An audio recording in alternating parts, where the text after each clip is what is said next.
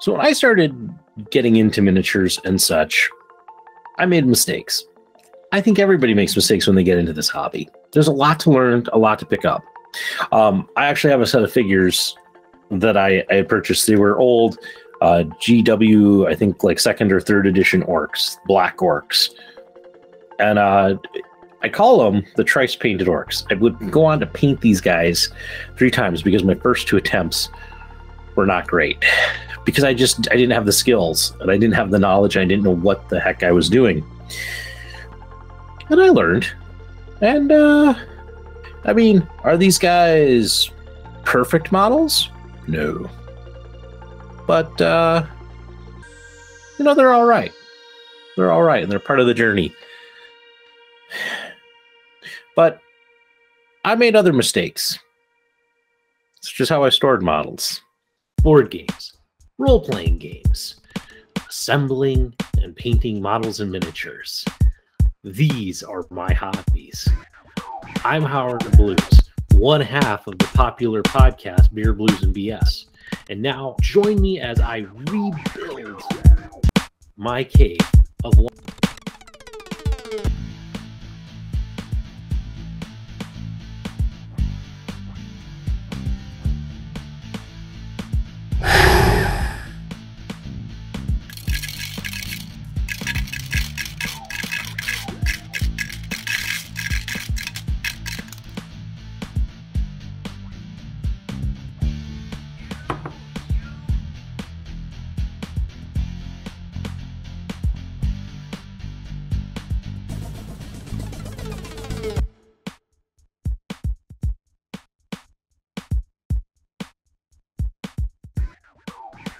Hey everyone, Howard Blues here, and welcome back to Howard's Cave of Wonder. Today I wanted to talk about something. I found something while I was doing some unpacking, because yes, I know I've been in this house for over a year, but I'm still unpacking. And I came across this. This is a container that used to hold bungee cords, but as you can see, it's full of models. And this goes back to, man, when I first got into the hobby, I made mistakes, such as storing miniatures like this. One of the things is I live in North Dakota, and so for things like priming models, you can only do it at certain times, really, of the year, especially if you're using an aerosol spray primer. Like right now, it's too cold. I couldn't do it. If I did, I'd have to do it in my garage, and then you have to deal with the fumes.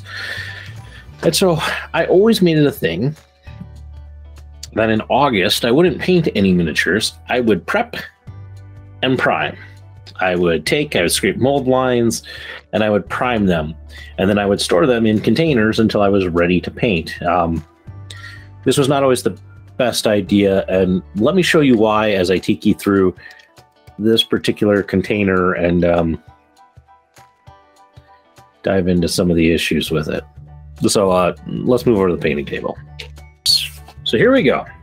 Here it is, a container of miniatures. And not the way you should do this. So let's put it up. And we're going to pull some stuff out. So I'll try and talk about what some of these are. Okay. This is the Snow Fairy from Reaper Miniatures. Is one of their Christmas models. So here's part of the issue. Part of these are that these are metal miniatures, and when they're loose in a container like this, they're going to bump against each other. They're going to basically get scratched up. I mean, you can see that the primer has some scrapes and scratches, especially along this one thigh of hers. And due in part to being stuck in there. We'll see some. But here's the other thing. Trying to find all the pieces that go together. Here's a Reaper Sophie model that you can see is missing the wings. I'm sure they're in there somewhere.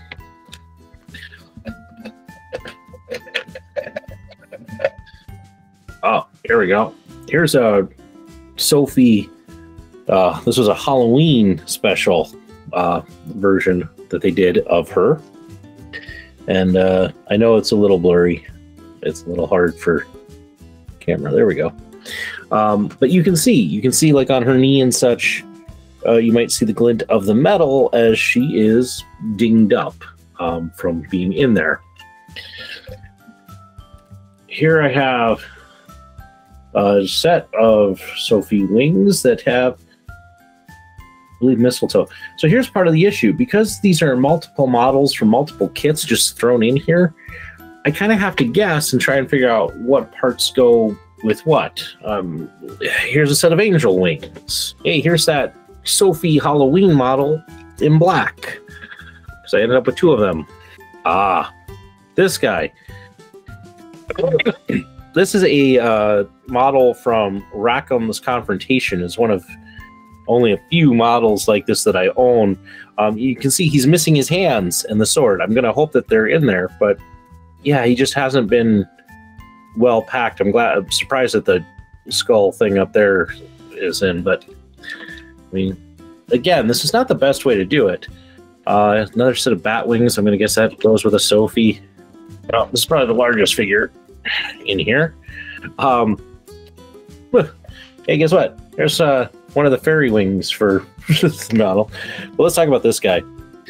This is the original Kraken model for Simon's Rum and Bones. And as you can see, I got it primed and ready to be painted. And I never did. It used to be this kind of teal color you can kind of see on the inside, possibly. You know, so he's in there. There's a Sophie model that's still in decent shape. So, there's a whole slew of these treasure chests, which I'm guessing are from a game that have ended up in here, and I'll have to figure out what game they belong to. Because again, didn't keep track of what I threw in here. Oh, this is one of the ornament guys. Again, Reaper Christmas model. Its arms have kind of been bent into weird positions, which will mean I have to bend them back to whatever position I want them to be in. But it also means that's going to mess with the primer. Again, not the best way to store this. Treasure chest. What else we got here? A treasure chest. Oh, yeah, we'll save that one. Let's see. What else? More of these treasure chests. I really should just leave these on my desk and make these my next set of things. They won't take too long to paint up. And I can try and figure out what they belong to. That's Masquerade or Bourbon Street Sophie. Missing her wings. Comes with a light post. That's there. We got another set of Sophie wings. More friggin' treasure chests. Where did all of those come from? I don't know. Okay, here's Cowboy Sophie, who's, I believe, not only missing wings, but missing an arm. There's Nick the Thief. He's another Christmas figure. Another ornament guy. Third ornament guy. There's Sophie kissing a snowman. Again, Christmas figure. Set of wings that belong to her. Treasure chest. Hey, there's a seal with a present. That was part of a Christmas familiar pack. I think the other ones are in here. Yep, there's the polar bear and the penguin. Gifts. This is the little doll that goes with the Halloween Sophie. This was an elf, a Christmas elf. Another fairy wing, and some last stuff in here. There's the gun in hand that goes with Sheriff Sophie. This is the sword and hands for that confrontation mini. So that's over there. There's a sword. I don't know who that belongs to. Well, probably one of the Sophies, but I'm not sure which. I'll have to figure that out. And then we have more of the little toys that kind of go with Halloween Sophie, along with these hands, so that you could do kind of a whole base. But there's two models. I've kind of kept them off to the side here because they're the best examples of why this was such a terrible idea. I mean, most of these chips, damage, a couple missing limbs, not bad, easily repairable. But I want to talk about two models that are here that I feel so bad about what happened. One is another confrontation model. It's this guy right here. He's going to be kind of hard to see because he's primed in black, but he's this orc. And I have put him together multiple times. Unfortunately, I've never kept very great care of him, and so he's missing things. He's got an arm that's supposed to go in here, holding his sword, kind of like that. He's supposed to have this whole backpack that goes on his back. It's kind of cool. It's got a pumpkin, but I mean, you can see that's dinged up, complete with this crazy skull thing that goes on top that has these kind of wing pieces that, gosh, I'm trying to even remember where they stick on.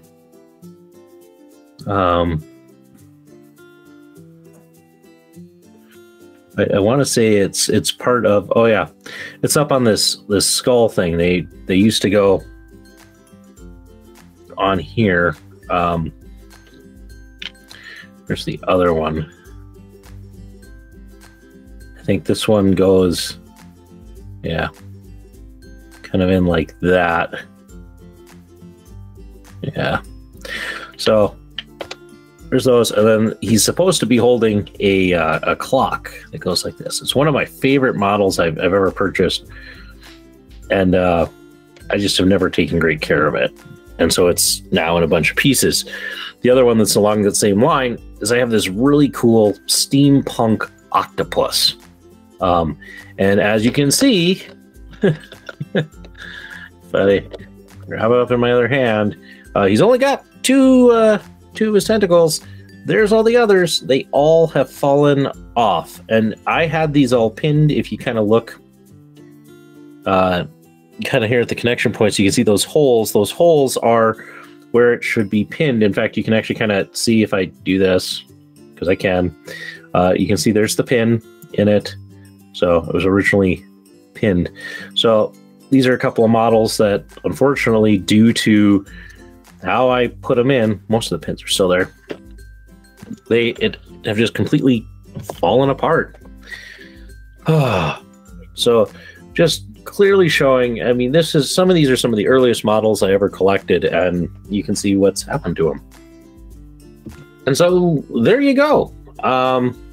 Let's kind of look inside a container that I had prepped a long time ago, and you can see some really cool miniatures that unfortunately just have not been well taken care of.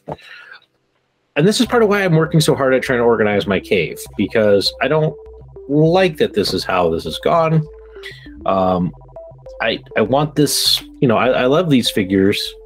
I don't not like a huge love matter, but you know, there was something about them that spoke to me that made me want to get them, whether it's a project. Some of these are Christmas miniatures, so my wife can build a kind of a cool Christmas village.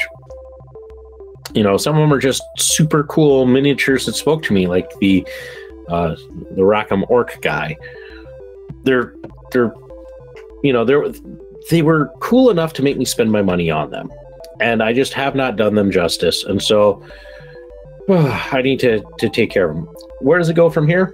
Well, for a thing like this, some of the miniatures I can put back probably in the container. Some, like the 10,000 chests, I will, although I will probably also try and figure out what they go to, because they belong to a game, and I need to figure that out so those pieces are reunited.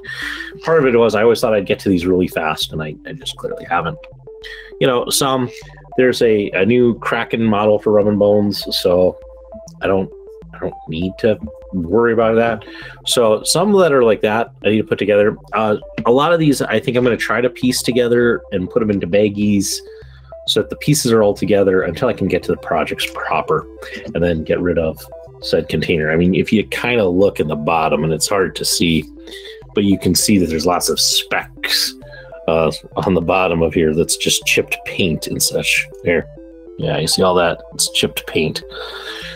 So here's a great tip for anybody who gets into this hobby. Containers like this, not great for primed or fragile models. You should use a proper container. This, though, it's great for holding other hobby supplies, so I will clean and keep this. But I just wanted to share because part of any hobby journey is you make mistakes, and this is clearly one that I have made and that I'm going to have to now fix, and it's going to take some work to fix. But that's how this goes. It's part of the project. It's part of the process. And it's part of learning. So if you're just getting into collecting miniatures and doing that, don't do this. Don't make my same mistake. Here's somebody telling you, treat your models really well. And even if they are just primed and waiting to be painted. Because now, again, I'm going to have to try and find pieces and reassemble things and touch up primers and re-glue things, and hours of work that I'm going to have to do. Yeah.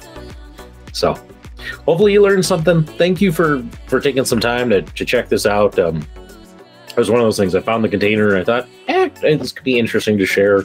Because it is. It's part of my learning experience in this hobby. I mean, this was clearly a mistake that a much younger Howard made. Because some of these models I've had for over 10 years. And clearly, I mean, I've grown a lot in what I've done since then, but it just kind of can show that, when you first start out, you make some stupid mistakes. This is a great example. So hopefully you learned something. Thank you for tuning in. I hope to continue to try and make some more Howard's Cave of Wonder. Again, this is a side project, in a bit of a spin-off, a chance for me to talk about hobby stuff. Hey, if you like this kind of content or you want something even a little different, please check out our main podcast, Beer Blues NBS. It's a show I host with my good friend, Mark Kidder. It's just really kind of two guys sitting around, drinking some brews, talking about the world, and not in a political sense, but, what we're watching, what we're listening to, interesting stories we're finding, things like that. And it's just a great time, and truthfully a great thing to listen to while doing some hobbying. In fact, I'll probably turn some on while I work on sorting this. So hope you all have a great time. Thank you once again for tuning in. I cannot ever say that enough. And we'll see you next time down here in the cave.